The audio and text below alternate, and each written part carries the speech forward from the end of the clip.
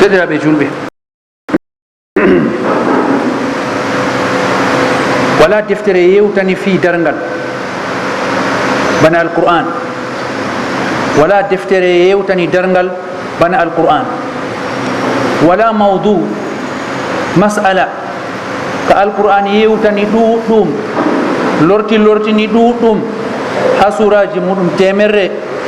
be seeɗa ɗo, suraji seeɗa tan wiyete haala darngal wolwaka bana mawdu darngal. wala hunde nde alquran yewtani ɗuɗɗum lorni ɗuɗɗum yewtiri ɗum be laabi feere ɗuɗɗum a yata palanɗe ɗiɗi tati a jangata ayaje 4 5 a taway ko yewtanta haala darngal. wala mas'ala gotka nga alquran yewtani curbana darngal. jeɗiraɓe, ɗum ɗon holla mawnugo darngal, ɗum ɗon holla haaje ummatore ha siftinoroye go foroyɓe hucitirde mum. toye ummatore titi ɗon dilla, no wiyete wattan maare, no wiyete wattan ɓi adama, ɗume waddimo ha o huwa ɗume renatamo. ɗum mas'alaji mawɗi jamu alquran yewtani ɗum. e ngam man derɗiraɓe, tawen no alquran yewtirani darngal laabi feere nder majum subtugo nokkuje nder ko saloto ha darngal waɗay darngal siwa wadgo, amma gewtananɗo darngal ɗo anduɗo gaɗɗum be ko waɗay fu, ko waɗay ha mako kam bana gaɗɗum fu fotan.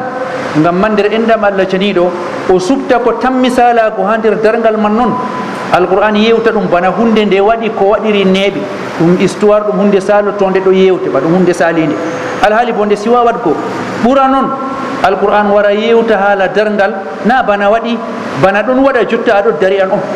ba an on darngal man ɗon waɗa aɗon nder dariɓe darorde darngal. yewtana aljanna ha goɗɗo o tammotema to o liƴake o teɓan ɓendarlore nder ɓendarloje aljanna. yewtana yiite ha goɗɗo o loro ɓawotema wifango nder bifali yiite man foti yettumo. ha ginnaji kam ha yetti alquran ko yewtanta yiite ɗo, to alquran yewtani yiite ginnawol na julgol ngol wonayi dow lawol fuu, feere ngol wulan ngol watira ɗum hakke hulnago majum. ha alquran tan taweten ɗo. ngam man en ɗo cukta yogga seeɗa ha ko alquran yewtani darngal ha ayaji ɗe janguɗen ɗo. Allah janiɗo wi fa ida nufiha fi sur nafhatun wahida, to fufama her luwal fufande woore noon nde fuufi ha luwal, mawnugo magal sey Allah andi, mawnugo kuufo sey Allah andi, batte magal Allah waɗi ɗum. amma kuugal luwal man ko waɗata kam mawɗum, fufande man nde waɗan mawɗum, fufande man nde woore tan noon, amma wala taga ɗum ha dow dunya ɗo nde fufande man batte man memata ɗum fufande woore. wa humilatil ardu wal jibal, lesdi ndi eftama, koseje kañum man bo eftama. to lesdi wi'ama eftama, koseje wi'ama eftama kam, moye ƴami wuranɓe ha dow lesdi kam, moye ƴami tagale guranɗe ha dow lesdi kam. tamre lesdi man be hoore muɗum nde eftama, koseje latti ɗum ɓalli cembiɗɗi ɓuranɗi sembiɗiɗgo ko woni ha dow lesdi man fu eftama ba ɗereyel, ba hunde hoynde, fa dukkata dakkatan wahida, ɗum fu ɗum tappama tappande woore, ɗum fu ɗum fiɗama ɗum tappama tappande woore, waɗande ɗum fu majum ɗum sampito pete ɗum warta bana suufu. fa yawma idin waqatil waqi'a, Allah ceniɗo wi ñalade man nden ukkotongal man ukkoto,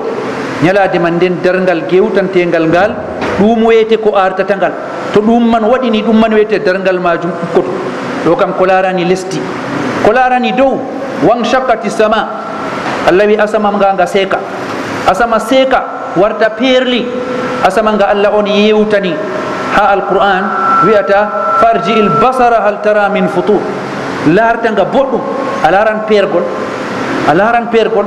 nder ko Allah tagi cembiɗɗum asama, ko nga jooɗi ɗo pan wala pergol, wala aybeyel, wala ko ɗume meeɗi fiɗanago nga ɗon luttini noon. amma wakkati gewtantega ɗo kam dat ko nga hokka nga lutta ɗo timmi. nasara waɗi pon noon waɗani ɗum dad, waɗi lawol waɗi dadma, to dadman timmi ɗo to gaɗol man loƴingol kam batte majum banga, asama go nga seeka nga feera. fa hiya yawma idin wahiya, Allah wi ñalade man nga koynga, kanga lattinoga ɓuranga sembiɗiɗgo zamanu battiɗinta dow maga, tagale luttude fu ba zamanu battiɗina, tampa ceeka campito natta, kanga gaɗo lutti bana nga wayi. amma la, fa hiya yawma idin wahiya, ñalade man kanga man ngal nga koynga. wal malaku ala arjaiha, malaika en ɗon her guttuli asama man, kamɓe latti ñiɓoɓe asamanji asama man ɗum nokku maɓɓe ɗum lesdi maɓɓe ton nokku maɓɓe asama man ngan nga sampitake asama man nga seeki nga holle batti sampitago malaika en ɗon ha guttuli maage ha nokku Allah ceniɗo waɗaniɓe ɓe gona wa yahmilu arsha rabbika fawqahum yawma idin samaniya Allah ceniɗo wi ñalade man leeso laamu ngu Allah ceniɗo malaika en jeetato ndonoto ko artino kam malaika en nayo ko arti ñalade man malaika en nayo yake ñalade man waɗata ɓe garta ɓe jeetato malaika en jeetato ta ƴam mawnugo maɓɓe ta ƴam sifaji maɓɓe annabijo men alayhi salatu wassalam bana imam Abu Dawud filli o wiyata mi duganama na ɗum haala ka o foti o yewta ɓe hakkilo mako ɓe numo mako noon mi duganama Allah hokkiyam dugayere andiniyam duganakiyam mi yettina ɗum mi yewtana malaikajo goto nder rondotoɓe al arshi Allah ceniɗo kosɗe mako kam ha mbeɗu lesdi jeeɗiɗaɓu ɗisi kosɗe mako kam ha mbeɗu lesdi jeeɗiɗaɓu goni e nden luwal dow hoore mako bo kañuman al arshi ɗon ha dow muɗum al arshi bo salo asama jeeɗiɗaɓa cot al arshi be asama jeeɗiɗaɓa o bana asama be lesdi men ɗo al arshi ɗo bippo asamanji e nden hoore mako bo ɗo seŋoy ha al arshi wa min samati usnihi wa atikihi khafaqanu tayri 700 am annabijo wi hakkunde debdeɓere nofuru mako ha nokkuyeri ɓiloto ɗo ha wargo ha balawal mako ɗo distance yel ngel ha goɗɗo kam to ngel habdi centimétre 10 ngel marata debbo juuta dandejo yeri mako ɗo jimmiti dande judde centimétre 10 amma malaikajo man annabijo alayhi salatu wasallam wi deydey ko fondu sondu fiiroru ɗo fiira darata ko sam be vitesse ji mum timmiti ɗiɗo duuɓi ujune 70 hakkunde debdeɓere nofuru mako ɗo be balawal mako ɗo distance man duuɓi ujune 70 sondu ɓuran ndu wawgo fiirugo wala siwtago ɗo fiira ni mangu mako yetti fa yaqulu zalika al malak subhanaka haysu kun ko subli malaikajo man bo fu ɗo o subhina Allah ceniɗo ko o wiyata fu subhanaka haysu kunt Allah am seno yewodanima foroy ha gonɗa fu seno yewodanima kanjum man wiyete zicri mako nga o jogui foroy ɗo goto nder rewdoɓe al arshi Allah wi ñalade man malaika en banni jeeɗiɗo dondoto al arshi Allah ceniɗo wi o kam pat ko laranayi on onon e toye ɓiɓɓe adama lesdi ndano woni asama ndano woni malaika en ndano woni al arshi Allah ceniɗo ndano woni ɓi adama ɓe ginnaji lattinoɓe ɗon no jiiɓa lesdi to ɓe goni kamɓe Allah ceniɗo yawma isin turadun ñande man nden peƴƴinteɗo ñande man nden gaddetoɗon onon ɓiɓɓe adama la tahfa minkum khafiya wala nafsu gotu nder nafsuji wawata suuɗago ñande majum wayne hattitama ha darorde ɗo waray o yejjitama o umminaka ha hawrire mako o umminaɗo o heɓino o momoro o dilli babal gongal wooda wala nafsu ko gotu wirnoto ɓawo man Allah ceniɗo o yewtani gotum ɓawo moftorde mawde nde hawtande tagale man fuu Allah o yewtani gotum ko waɗata her toon fa amma man utiya kitabahu bi yamin dokkaɗo ɗerewol kuuɗe muɗum be ñaame mako be ñaamu mako ko kuwetenɗo ɗo winde ko kuwetenɗo ɗo maande ko kuwetenɗo ɗo sige ɓi adama fo o tammina janngugo be hoore maako ɗerewol man hokkititte be hoore maako to o jangi kiita maako toyi o dillata ha toon woni Allah ɗo hollano ɗereji man dokkitiraɗo ɗerewol muɗum be ñaamu ɗum jungo hayru kuruɗum hayru jabruɗum hayru ɗerewol maako to hokkitirama o be ñaamo seyo maako mawna o anda sam o tawa o éclata bana ko ɓe mbiyata o fetta o ɗum wulwa fa yaqulu ha umqra'u kitabiya o haɓana kala dariɓe dargal ɗo pat sey keɓta kubaru maako o wiya heyi onon janngele ɗerewol am ɗo jangge useni be ko'e moɗon onon ni jangge inni danantu anni mulakin hisabiya miɗon no yakkikini mi yiidan be liŋego mi ƴamteteɗo kuuɗe am ko waɗi kuumi boɗɗum banni mandanayam boɗɗum banni windanayam boɗɗum banni seyongo keɓmigo janngumi ɗum ngam miɗon mari aqida miɗon haɓɓi min o kuuɗe am ɗe mi ƴamteteɗo dow maje e miɗon nuɗɗini ɗum miɗo huwa noon kuranmi ngal kuwanmi pat mi ƴamteteɗo mi liŋeteɗo noon kuranmi mi yerdaki mi winda ko welata koyam to mi janggay yakkati janganmi kanjum man janngumi taw mi ko woni ha toon fu boɗɗum noon fa huwa fi ishatin radiya wattanma ko Allah weɗon nder guure boɗɗum kanko wiyete daɗɗo kanko wiyete kisɗo oɗon nder guure gerdaɗo fi jannatin aliya oɗon ha nder aljanna toka utufuha dani amma ɓendarloje aljanna man lees ɗum jamum ɓi adama halma ko no wayi fuu o foti o teɓa o ñaama wi'emo be ko nandi be ma ko jaɓɓe ɗereji mum be juuɗe ñaame watta mum timmiri banni kulu washrabu hani an bima aslaftum fil ayami l khaliya wi'e ɓe ñaame jare maate belenga be majum on ɗon nder belɗum eseyo moɗon ngam ko lattinoɗon caalinɗon her ñalaaɗe caalinooɗe haa duniya. Onon man ɓen gaddamni kuuɗe ko ngerɓuɗon ɗon teɓoton onon aawino jotta bo on ɗo teɓa onon jubi onon tudi jotta on ɗo teɓa ɓendorleji moɗon e nden lutti haa babal ngal foroy ñaamun ko giɗɗon njaron ko giɗɗon ko hokki on ɗum man ɗo ngam ko kan didnoɗon weete kuuɗe gerdinaɗe haa Allah ceniɗo her ñala kon pamaron kon ngurɗon haa duniya. E nden ɗo weete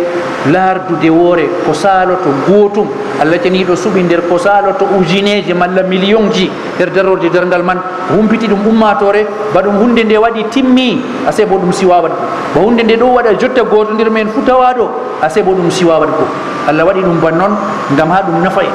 ha ɗum finditina hakkiloji meɗen ɗum waɗa masala man masala ngeeta ha meɗen ɗum wasala en bindoɓe ha ɗereji meɗen moye fu anda ko o windata o yeeɗa o ɗon joɗini o liŋeteɗo o ƴamteteɗo kuuɗe maako kanko tan wiyete bawanɗo windugo boɗɗum ha nder ɗereji maako o janga ɗum o jaɓa be juuɗe maako ñaame o janga ɗum o seyo bana ko nanɗen banni. Allah taniɗo o waɗɗen ha nder Allah taniɗo o yewtani yeɓre nde ɗo kamɓe man ɓen wiyete yaaɓe ha darngal mumini en yaaɓe ha darngal ɓe ɗon nuɗɗini kamɓe man ɓe liŋeteɓe no kanjum man ɓe ɗon binda deydey bana ɓe ɗon jaɓi ɓe liŋeteɓe ha ɗereji maɓɓe. Allah o limtani yeɓre ɗiɗaɓre kayre wiyete ɓurnal ha ɓiɓɓe adama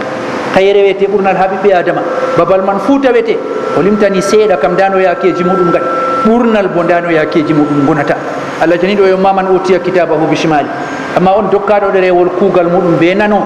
iga wakkati jabgo man noon be nano o jaɓrata nano ɗum jungo kutinirgo kalluɗum jabrugo kalluɗum hoppotirango be muɗum ko leɓotirta nden man ɗo ko o jaɓata man ɗo wala gima ɗum mari ha Allah ceniɗo ñaamo yottaki jogo ɗum sey nano man noon jaɓoto ɗum kañum jaɓoto ɗum to o jaɓiri be ñamo ɓe nano fa yaqulu ya laytani lam uta kitabiya o janga to o jangi o tawa ko o winduno o tawata o tawa shirku hawtango Allah ceniɗo yaago ha gume en toñaago ɓiɓɓe adama jabtugo zambago ko nandi be man mbargo hoore ko nandata be man yeebago umroje Allah ceniɗo ŋancugo nele Allah ceniɗo ŋancugo defte Allah ceniɗo kanjum corok o tawata ɗon heewi. E nden to o jangi ɗum o timmini o wiya ya laytani lam uta kitabiya o wiya ni noni mi hokkitaka no ɗerewol am ngol hokkitaka no walam adri ma hisabiya mi andano kiita am to mi hokkitaka no ngol kam tema woodi tammude e luttiranmi ha jotta tema woodi no kisranmi ɓawo mi jangigol kam tammude fu timmi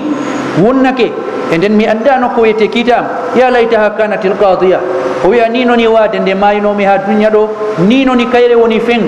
kayre nden taƴata ngendam fu wala ummago ɓawo man haala man timmi wala ƴamtego banni ma agni anni maliya jawdi am paɗa wala ko nafiyam ɗon no sukli mofta ha jawdi noon suklimo o moftan noon haram laranaymo halal laranaymo jabtugo toñago gal wari fuu wara e nden to o mofti bo firlitago man wala ko yaalimo ko hebbinta suuno maako kanjum corok o tawi o wiya wallahi jawdi am ɗo wala ko nafiya jawdi am ndi cuklanimi kalkumi ngendam am pat ha moftugo kalkumi jusu ɗiɗaɓa bo ha weltinorago be maari wala ko ndi nafiyam halaka anni sultaniya laamu am halki bawɗe am ɗe marnomi fuu halki mi laamɗo cembiɗɗo umranɗo kaɗaɗo ɗum fuu wala ko ɗum nafi ɗum fuu ɗum haalaji mere ndayam jotta wala ko goɗɗel ha lesa bawɗe am laamu am fuu wirnake dilli. E nden to o wi ɗum jawabu garanangam o huzuhu fa hullu nangemo kaɓɓe nange lunditemo kote juuɗe kaɓɓe ha dande summa aljahima sallu ɓawo bo nastinemo yite cakkinemo ha nder yite summa fi silsilatin zar'uha 70 zira'an fasluku callal luwol ngol juutenga muɗum piyanɗe 70 ha goɗɗo ramma jokkejo piyanɗe 70 métre 35 juutirka maako ɗo ma modiɓe tafsir mbi ɓe fiyande malaikajo na ɓe fiyande ɓi adama juutirka magol ujune 70 yani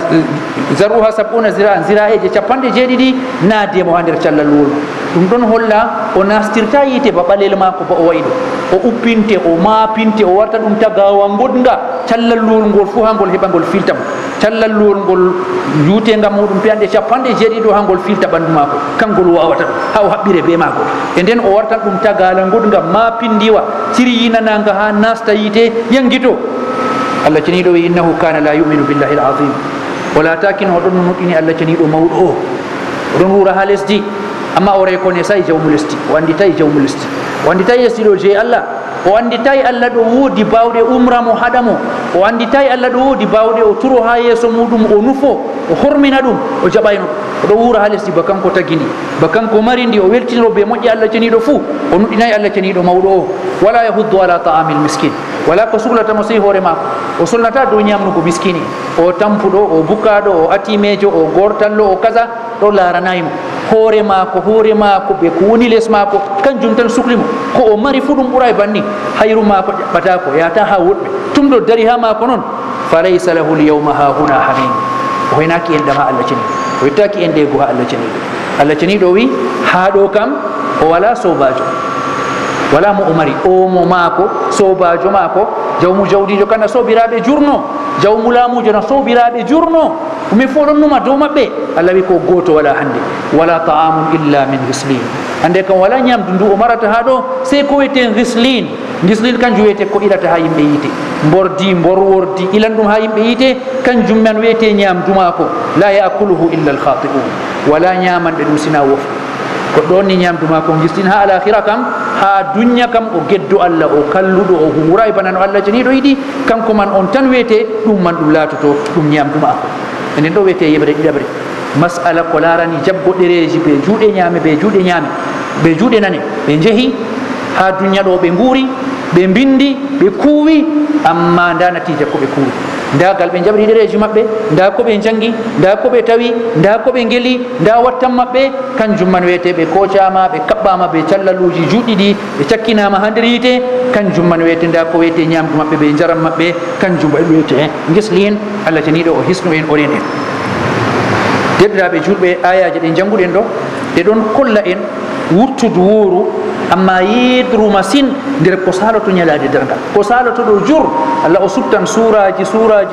exemple ji o fe'ina ɗum ha deftere maako ngam mumini en nafitoro be majum her darorde ko saloto ɗuɗum her darorde dargal latti ɗum ɗuɗum fuu bo kulni ɗum jamu ko nufete be majum siftinorgo ɓiɓɓe adama fuu muɗum nda ko woni yeeso maɓɓe e siftinorgo muminijo bo bizat muminijo be hoore muɗum o siftora ɗum hunde nde o nuɗɗini nda ko renatamo ɓawo ñalaɗe seeɗa nde o ta'ata ɗum ha ngendam ɗam ɗo ñala ngendam lattiɗam ɗam gisde mum pamarum masine ngendam timmojam be law ngendam estojam to goɗɗo ɗo ha nder majam laara ɗam timmata laara sey kanjam sey o heɓa ɓuran ɗum mawnugo ha majam amma nda ko renata goɗɗo ɓawo majam yo kadi derɗiraɓe en gasitinoroɓe majum en pintan alakhira meɗen alakhira men nga nuɗɗinɗen ɗum enen julɓe en ɗon mbiya en ɗon nuɗɗini alakhira man en pintan alakhira majum e nden en ciftor bo fakat en pat en tammilattago en ɓiɓɓe alakhira ɓawo disde seeɗa babaji men mamaji men ɗuɓɓe nder ɓe anduɗen fu garti ɓiɓɓe alakhira jotta enen bo en ɗon dow lawol ɓawo disde seeɗa en gartan ɓiɓɓe alakhira Allah janiɗo wi yawma idin turadun la takhfa minkum khafiya ñande man nden gadde to ɗon on pat moye pattami wartugo ɓinguel alakhira on fu on waddoteɓe wala goto nder mon wawata suuɗako wayne tawaka ha babal ɗo wayne kam wirnake ayne kam allando waɗi andano waɗi wala e gam man en ciryin juuɗe meɗen ñaame gam ɗe latto kanje man wiyete dunke jabgo ɗereji kuuɗeji meɗen juuɗe ñaame men ha jaɓa ɗo enen ciryinta ɗe be kuuɗe boɗɗe be kuuɗe hayru be imanaku be aqida labga be majum lattotoɗen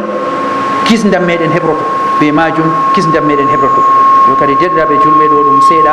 ha ko bukaɗen nango ɗum ɗuɗɗum buka ɗum nango ɗum foroy gam ngendam ɗo ko suhlata jur ha majam ngendam ɗo ko istata jur ha majam Allah janiɗo wi fala tangurrannakumul hayatu dunya wala yangurrannakum billahi lgarur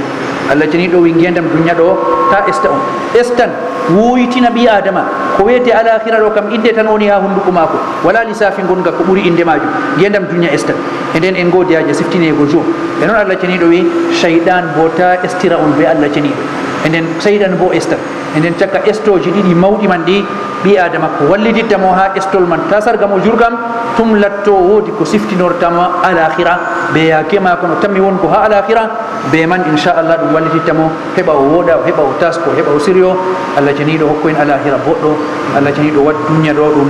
yani sababu jottinanɗo en ha alakhira lattiɗo timmitiɗɗo lattiɗo boɗɗo ta Allah wat dunya man kanjum man wiyete gueɗal meɗen tan alakhira ɗum rusɓare meɗen allahumma adkhilna aljanna wa waffiqna lima yuqarribu ilayha min qawlin aw amal ya rabbal alamin اللهم حبب إلينا الإيمان وزينه في قلوبنا وكره إلينا الكفر والفسوق والعصيان واجعلنا من الراشدين اللهم ارزقنا حسن الخاتمة واجعل خير أيامنا يوم نلقاك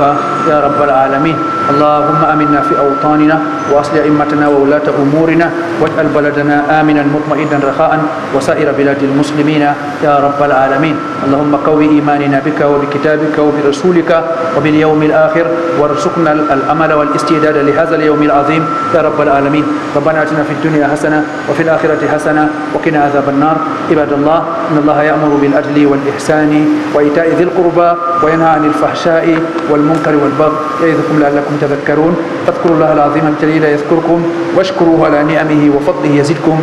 ولذكر الله أكبر والله يعلم ما تصنعون. واقم الصلاة.